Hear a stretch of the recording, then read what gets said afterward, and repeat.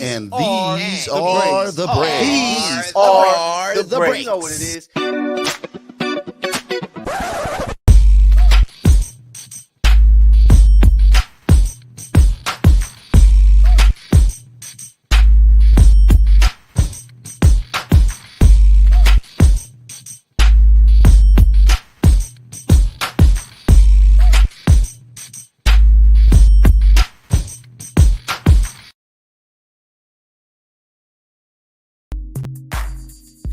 Hey, how's it going, everyone? It is Thursday, December the 15th, and these are the breaks with myself, FREDO Cervantes, and it's going to be a great Thursday today. And, you know, I wanted to start off with this. It was the biggest time this past Tuesday night as well for the people that, you know, have been tuning in here to the network on the Infanity Studios channel. You all know that we had a bet, $100 on the line between the Boston Celtics and the Lakers, between myself, I guess you can say I'm a Laker fan, but maybe I rooted for Boston this week, and Money Mike, a long time and a diehard Laker fan / LeBron hater, and I'm the Lakers.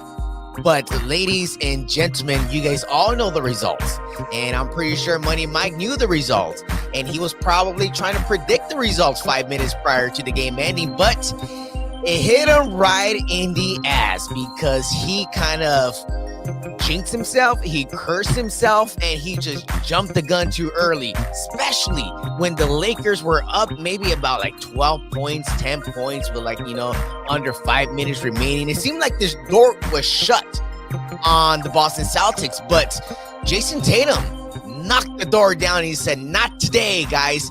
Not today." And it was a very crucial game, but Money Mike, I know this is more important because I finally won and I finally got you. And, you know, I was thinking like, damn, Money Mike got me 3 times in a row.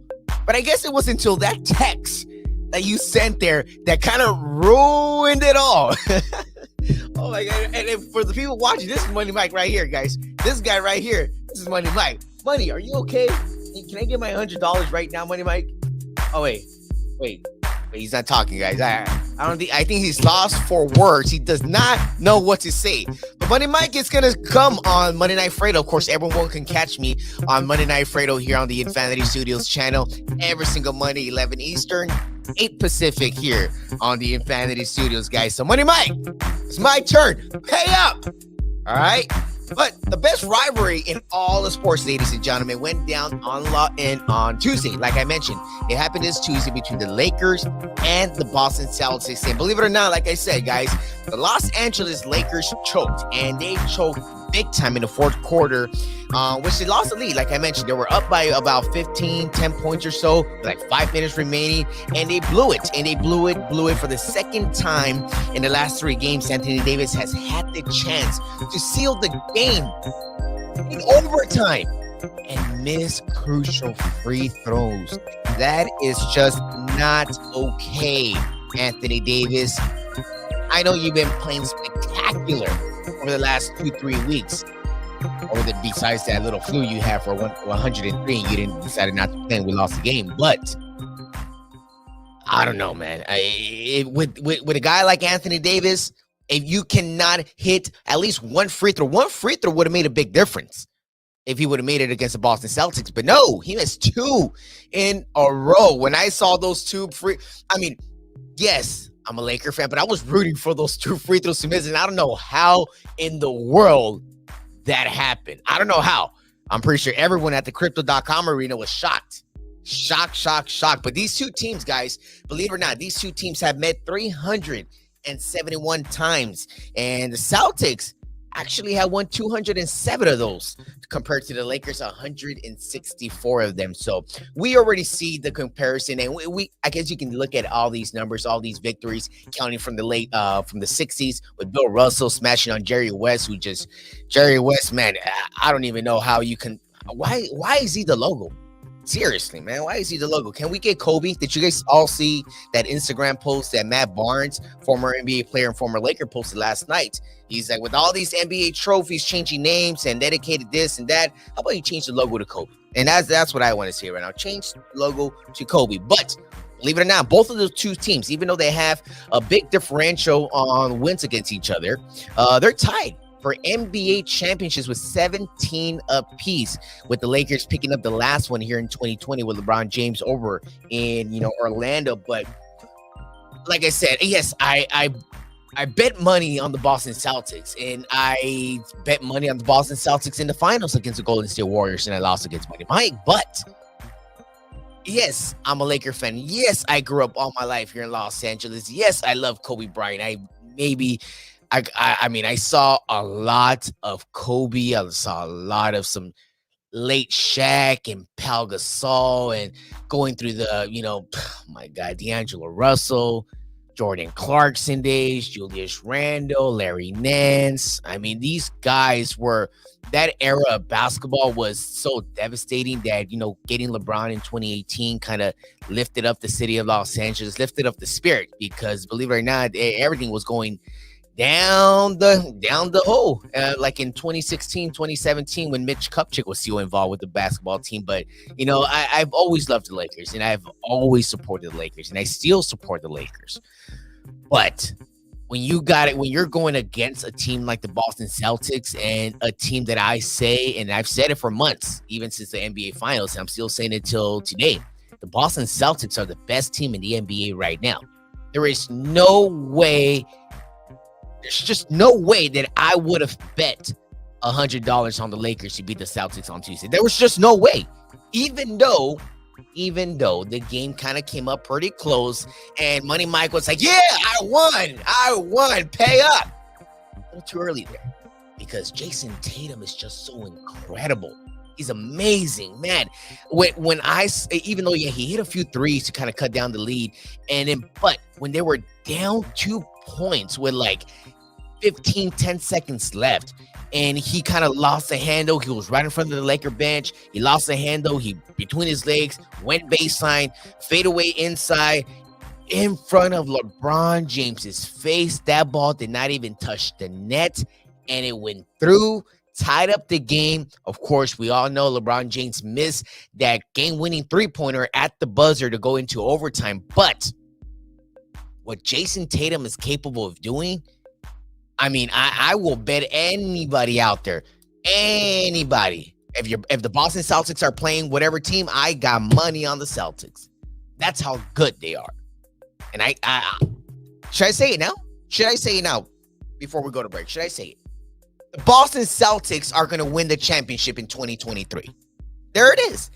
Boston is going to lead 18 championships to 17. There it is. Believe it or not. Money Mike, write it down right now. Think about our new bet. The Boston Celtics are going to win the championship in 2023. And with that thought, we're going to break. When we come back, guys, we're going to go ahead and stick with the NBA. But we're going to touch about a team and a curse that's going on in the West. We'll return.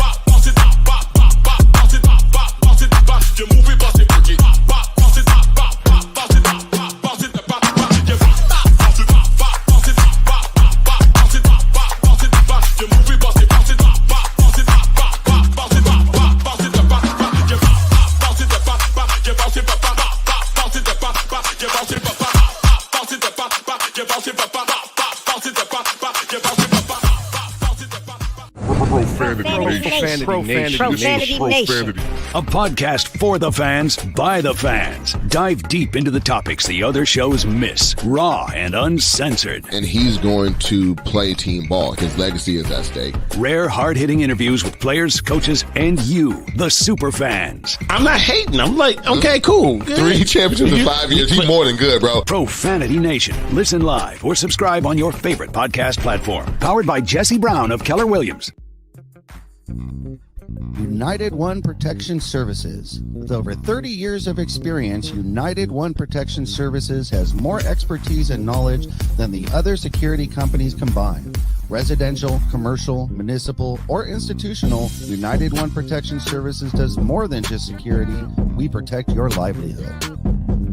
United One Protection Services.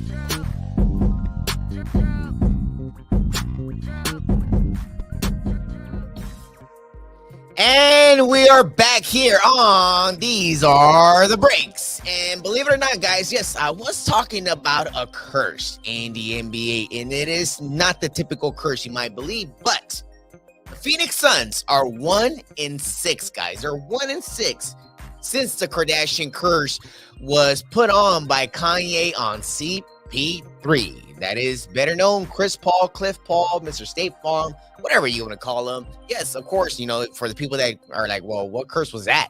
Well, a few weeks ago, maybe I say about 2 weeks ago, Kanye went on Twitter and posted that he walked in or caught CP3 with Kim Kardashian. Since that tweet came out, the Phoenix Suns are 1-6, and the Phoenix Suns were one of the best teams. And at one point, they had the best record in the NBA. At one point, they had it. And since that, I mean, if you're getting beat down by the Houston Rockets, then Houston, we got a problem here, because there's something wrong in Phoenix. You got a talented team, but believe it or not, that Kardashian curse might be good for the Lakers, you know, so they might be able to get through Phoenix pretty easy. So, but with that being said, another thing that a lot of teams are trying to get through was today. It's December the 15th. And for the people that know, on December 15th, most of the NBA gets a chance to move certain players. About 89% of the league is now eligible to get moved. So with that being said, trades are going to start to happen. And there's a reason why. There is a reason why the Lakers have stood still on moving Russell Westbrook. But according to this morning, according to Sam Amick from The Athletic, who reported saying that the Lakers are unlikely to move Russell Westbrook this season due to his spectacular play this season as the sixth man. You know, so with Russell Westbrook being the sixth man ever since October the 21st, since he was moved to that position by head coach Darvin Ham, in 21 games, Russell Westbrook is averaging 15 points, 8 assists, and 6 rebounds. That is good. And tell me how many in 21 games, how many games has he missed? 0. 0 games missed for Russell Westbrook. And how many games has Anthony Davis missed? Maybe about 75% of all those 21 games that Russell Westbrook has been good. And LeBron, maybe another 6-7 games or so. So at the end of the day, Russell is the piece that the Lakers should not move. But there is other pieces around the league that people might be calling for, which is maybe a guy like Bojan Bogdanovic from the Detroit Pistons, who came over from the Utah Jazz this past offseason. There's, our typical that I also talked about a few weeks ago on Monday Night FREDO, which was Patrick Beverley. He has a pretty good size contract that is very movable, especially with 1 year remaining. We also have a great lockdown shooter like Eric Gordon, who is still alive and shooting the ball. I mean, it seems like Eric Gordon's been around the league for almost 2 decades already. He's been here for a while. Another guy who is maybe having a bad time in Phoenix with all that curse going on down there is Jay Crowder. Jay Crowder is a former teammate of LeBron James back in Cleveland and was a very good piece that, took the Phoenix Suns a few years ago to the NBA Finals. So Jay Crowder can play some defense. He can lock down and shoot the 3-ball. That is one thing he can do. And one thing that the Lakers need is a 3-point shooter, someone that can stay down there. And I love the physicality from Jay Crowder. I like how aggressive he is out on the court, because Jay Crowder is no fool. He's a dog. And when I talk about dogs, like Marcus Smart kind of dog, Patrick Beverley kind of dogs, Jay Crowder is one of those. So if Crowder is available, Rob Pelinka, pick up the phone, call him up. Get him out here. Another guy that Rob Pelinka started calling was Kyle Kuzma. Yes, Kyle Kuzma was a former Laker, current Washington Wizard. But according to Chris Haynes from Bleacher Report, who said it yesterday and tweeted about it, said that the Lakers have called the Washington Wizards in regarding Kyle Kuzma. So, let me take a deep breath. I remember 2017, we drafted Kyle Kuzma. I remember Kyle Kuzma being the MVP Summer League player and whatnot when the Lakers won the championship in Summer League in 2017, which everyone went nuts about. I mean, I was one included. But Kyle Kuzma was not a fit out here. I don't know. And maybe his style, his lifestyle was a fit down here, but his play style, I personally didn't like it. I think he got better over the years, but for someone like Kuzma, I don't think we have a spot for him in this team. There's not enough balls on the court for Kyle Kuzma to be on this team. But if the Lakers decide to bring Kyle Kuzma back this season, I mean, he's averaging about 18 points over there in Washington right now. So can he kind of help? Yeah, he's improved as a shooter, so that is a key thing that the Lakers might be able to use. But I don't think I'm a vote on Kyle Kuzma back to Los Angeles. I think we should get Kyle Kuzma to Boston. Maybe he can be the sixth man of Boston team, even though Boston already got their guy. But he might be able to be the sixth man. Another guy who's kind of looking also right in the edge, the New York Knicks have been talking about this guy since last season, ever since they acquired him from the Atlanta Hawks, was Cam Reddish. Cam, third year in the league out of Duke. So with Cam possibly being a decent piece, a good sixth man, a guy off the bench, very good player, very, very good and young player. He's also available there. So I don't know. I don't know who is going to move, but if I can say one player that will move, hopefully it's Kyle Kuzma. I really want to see what's going to happen with Kyle Kuzma. I really, really want to see that.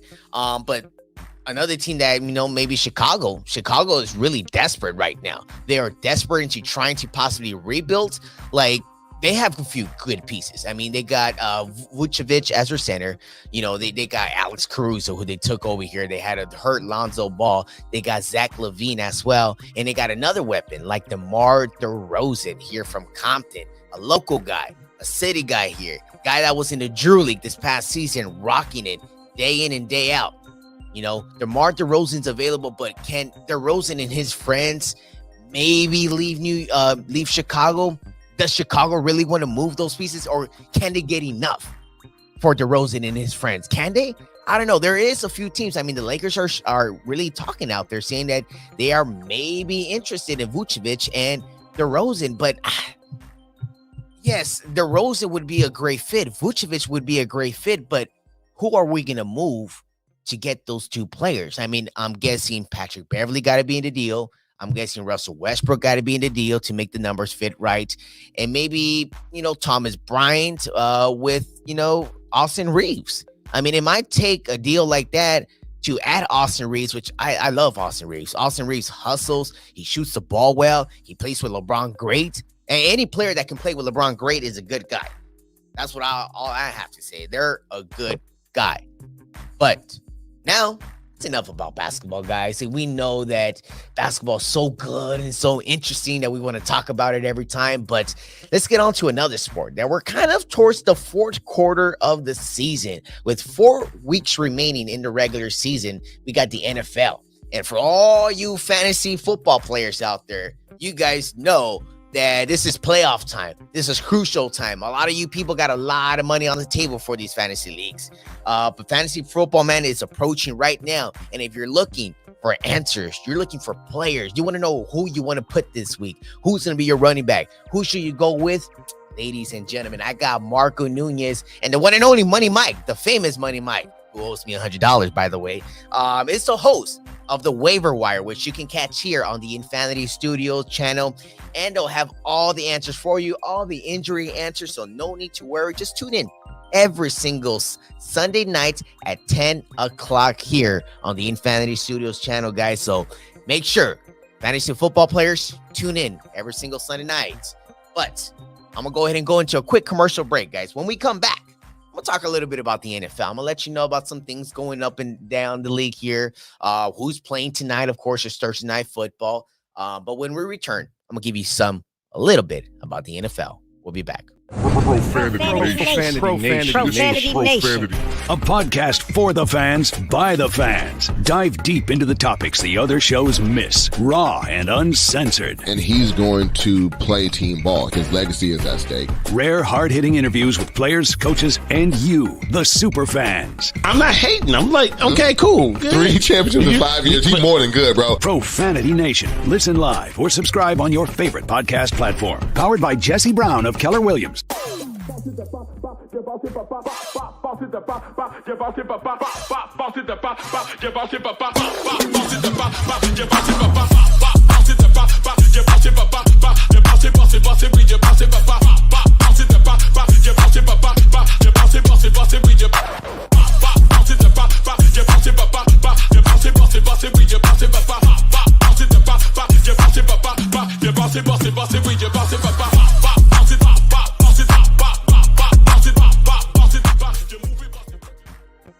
And we are back here on These Are the Breaks with myself, FREDO Cervantes. Guys, of course, I've been giving you guys a breakdown on what happened in the sports world. But right now, let's move on to some football.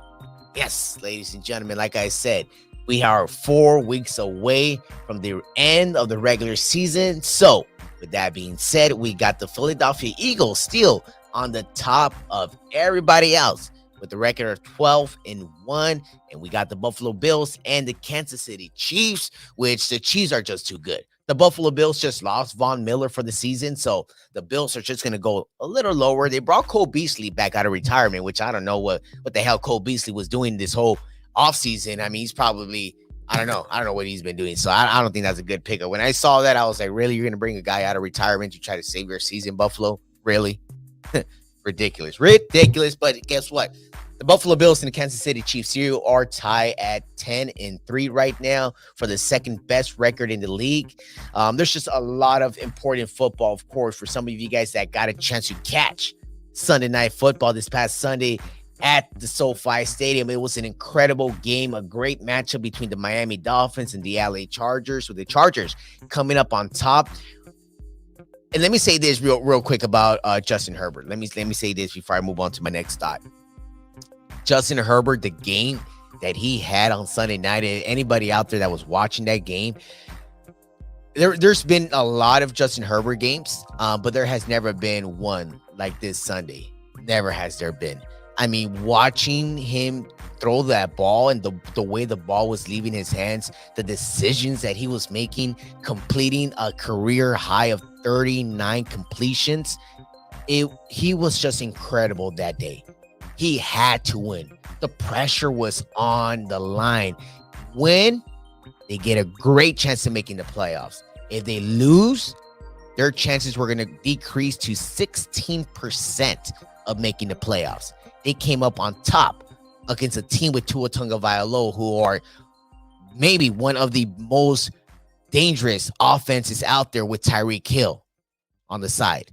And with the Chargers coming up with that game, incredible game that Justin Herbert had, the great defense the Chargers put up without no Derwin James, no Joey Bosa, no Callahan, no Joseph Day. I mean, they played incredible, and you got to give some credit where credit is due to head coach Brandon Staley for making some very tough calls where it was sad. It was very, very, very sad. But with that being said, the Chargers are now facing this Sunday on the showdown with the Tennessee Titans here at SoFi Stadium as well. Believe it or not, it's not a primetime game. I mean, the Chargers have had 4 primetime games in the last 6 weeks, which is crazy. And they got 2 more primetime games coming up in the next 3 weeks. So if for some reason the NFL just loves to put the Chargers on primetime, I'm all good for it. But we got Thursday night football tonight, primetime. Thursday night, we got the San Francisco 49ers and Geno Smith and his Seattle Seahawks. Man, oh man, Geno Smith has been a Smith out there, because ever since he came from the New York Jets. He went over to New Orleans as well. And everyone kind of thought, oh, Geno's kind of career is done. He's falling off the track already. He's maybe like a Robert Griffin III, one of those guys that just kind of comes into the league, expected to be good, and it just kind of collapses after 5 years. But that's not what Pete Carroll is doing out in Seattle. Pete Carroll picked up Geno Smith. Pete Carroll put him on his shoulder, and Geno Smith said, no problem, Pete Carroll, you got me, I got you. Because with that record of 7-6, the same record that Los Angeles Chargers have right now, I mean, Seattle is on the verge of maybe winning the division, with the Rams being so bad, Arizona losing Kyler Murray for the season as well, torn his ACL, they're done. So it's only up to the Niners, who are in Seattle's way to possibly win the division. With tonight's game, Niners are 9-6 and Seattle is 7-6. So it's gonna be a very, very important game tonight, Thursday Night Football. Of course, you can catch that on Amazon or the NFL Network. And this game would be in Seattle, so Geno Smith might take down on the 49ers. It's gonna be very interesting. But this weekend, I know a lot of you guys were like, okay, we're gonna get Thursday Night Football, we're gonna get Sunday football, and we're going to get a Monday Night Football game. But guess what? It's going to be football today, no football tomorrow, but football on Saturday. Yes, Saturday Night Football is back.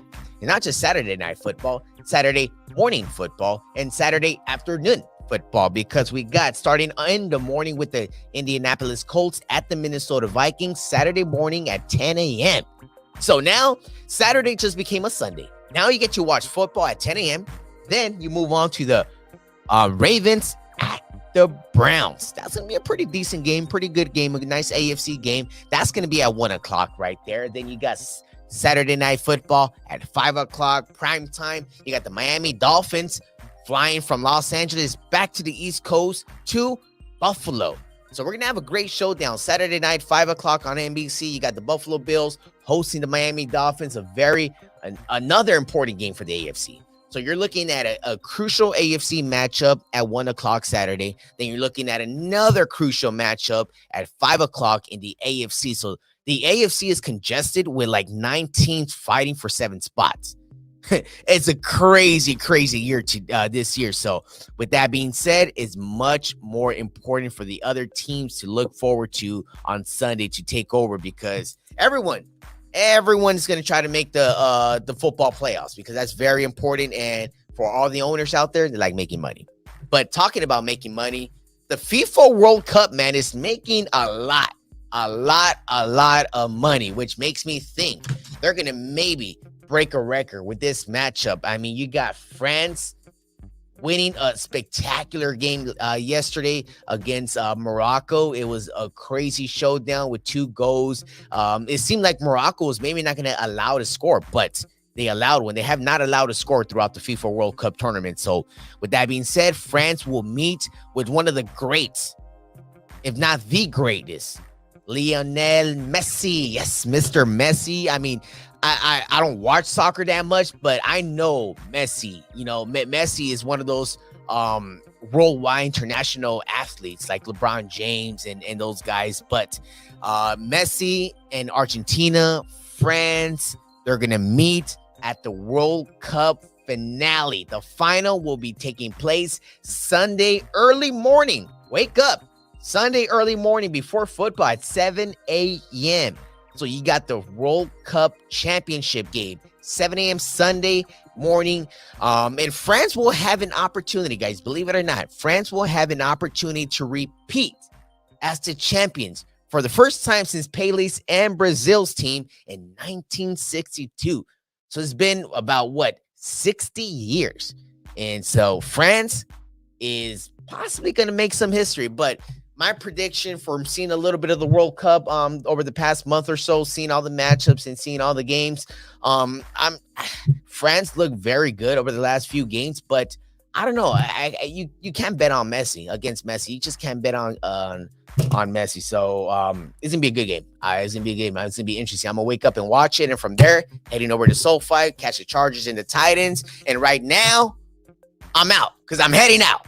But it was a great time to go ahead and talk with all of you guys here today. Of course, if any of you guys know Money Mike. If you guys have his cell phone number, you guys have him on Twitter, you guys have him on Instagram, Facebook, email, pager, whatever it is, send him a fax. Let him know that he owes Fredo $100. All right, because the Boston Celtics are the best team in the NBA, and believe it or not, Mike, the Lakers are not.